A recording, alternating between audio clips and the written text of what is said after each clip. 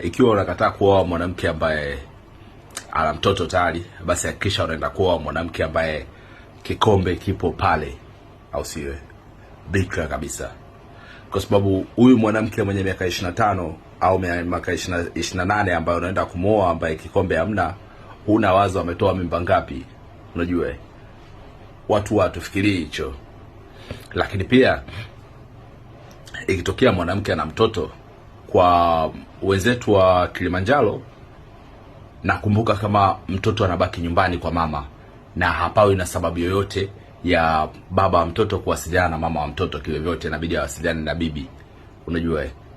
Lakini pia kama inatokea mtoto ana ulazima wa kuishi na wewe, basi ni lazima uongee na mwanamke wako kabisa kwamba swala la mtoto liko juu yako, kulala kwake, kula kwake, kuvaa kwake.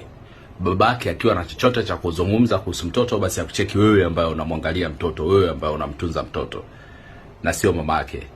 Na pia mamake lazima apewe taarifa zake kwamba ikitokea amekutwa anawasiliana na baba wa mtoto, hata kwa bahati mbaya, ni kwamba yeye anaenda kwao. Iko hivyo.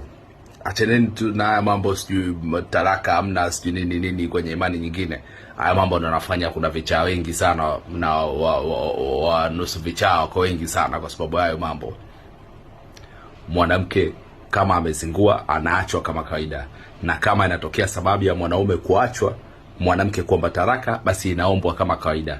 Haina haja ya kufa kwenye mateso ya ndoa, wala haina haja ya kuchizika kwa sababu ya ndoa. Umenipata sio? So alozaa tu anazingua, hata ambaye hajazaa anazingua, na matukio kibao. Wale walioana Mwanza hamna mtu alikuwa na mtoto pale, lakini wakapigana risasi.